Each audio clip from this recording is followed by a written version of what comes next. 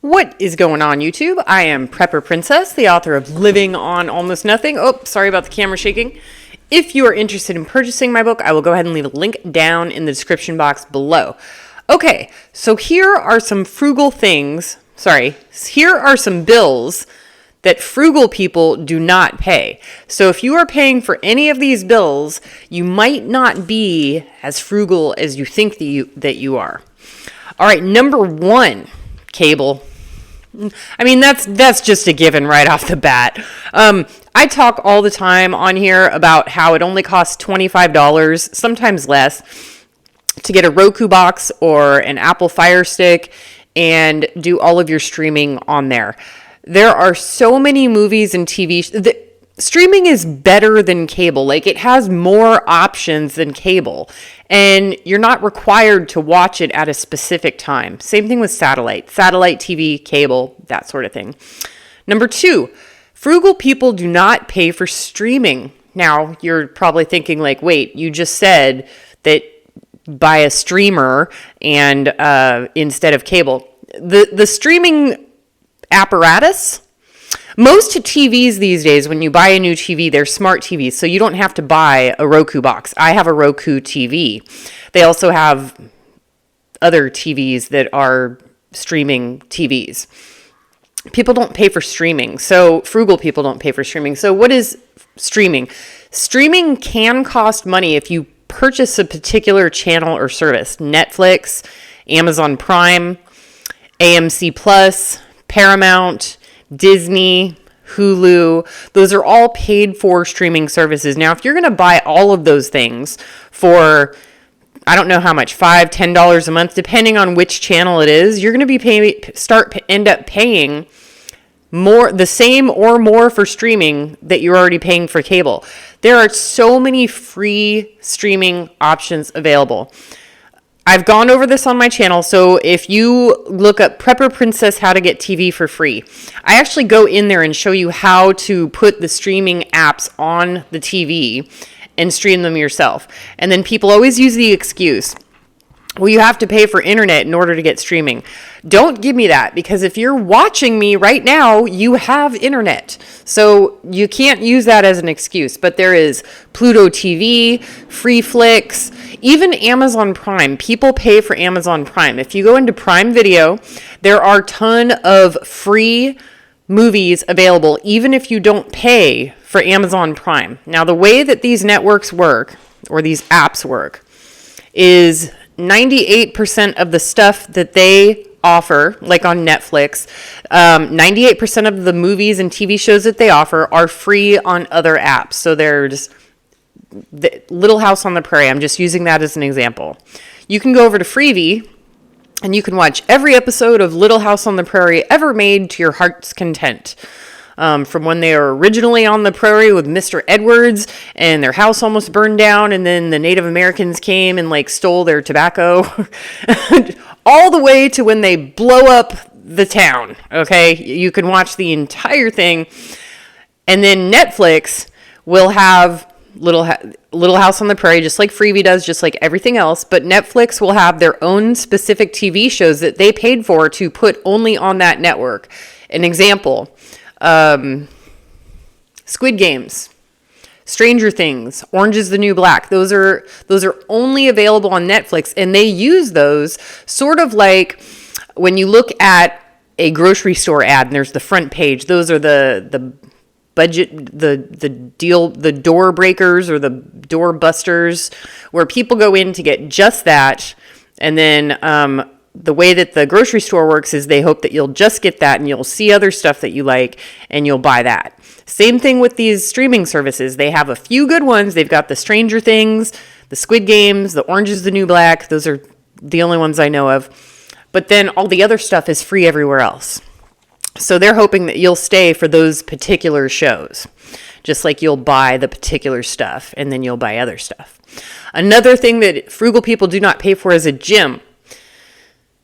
There are so many free exercise programs on YouTube.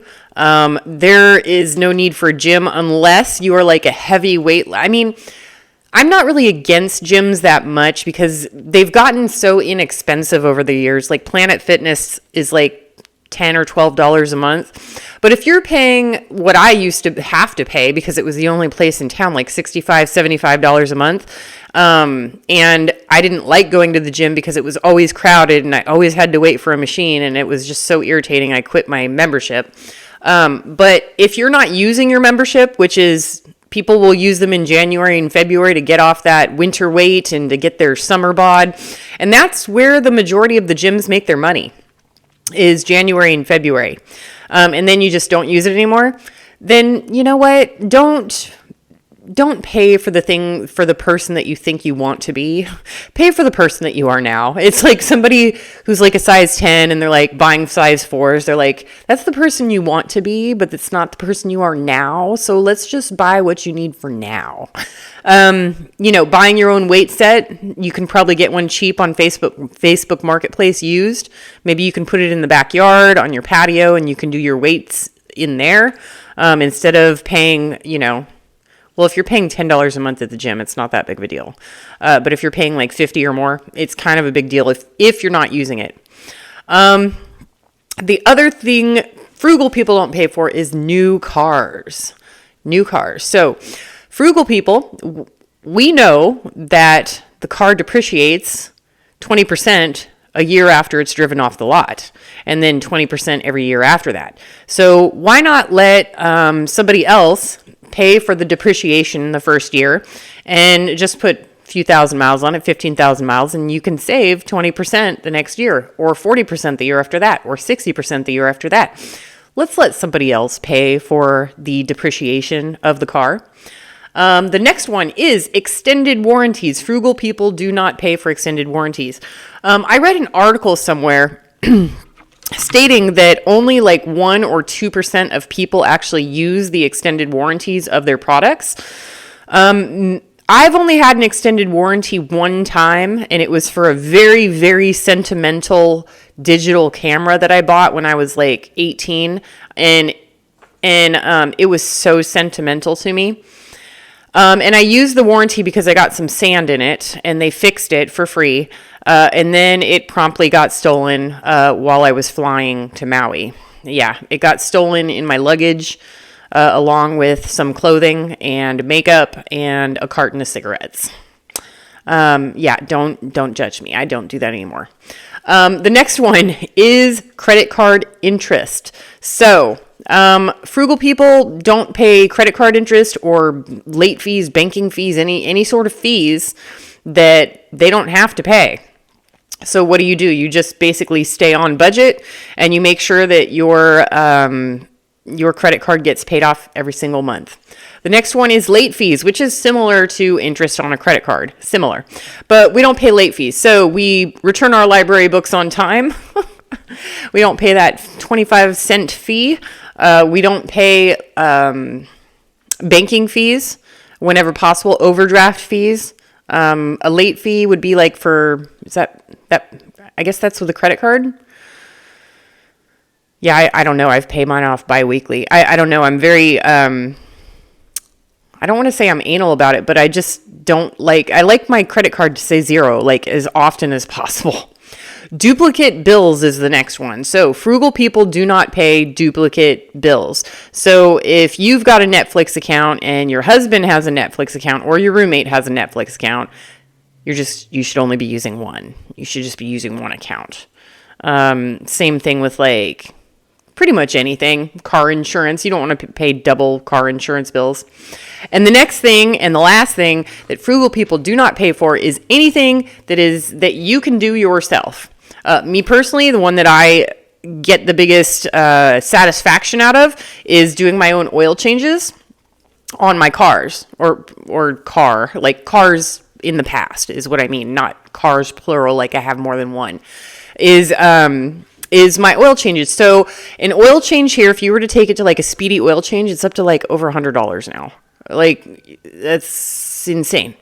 So you go buy the oil and you buy the filter and you watch an instruction manual. I actually used to work at the Walmart oil change center, and that's how I learned how to do it.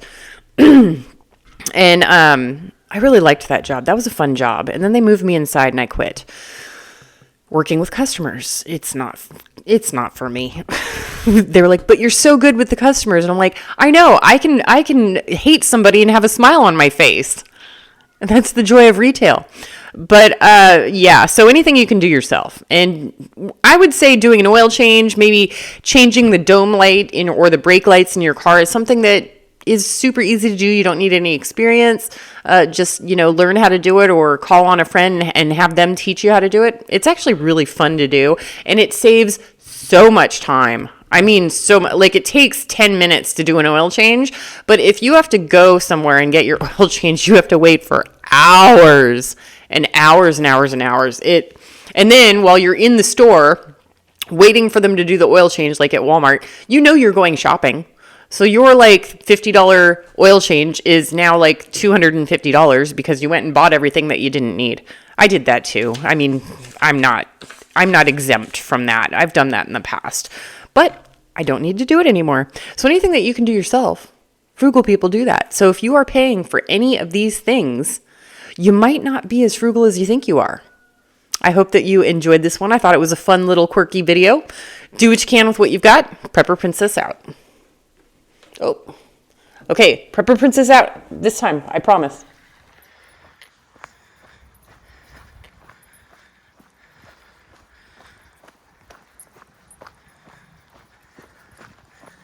Nala, quit pulling.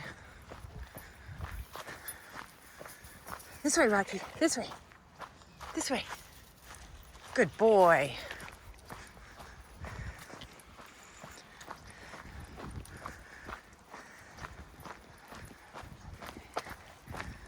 You guys are crazy. One of my berry picking places.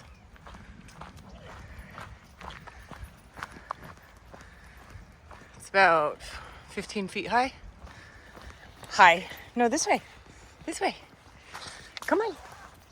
Oh, here we go again. Oh. Okay.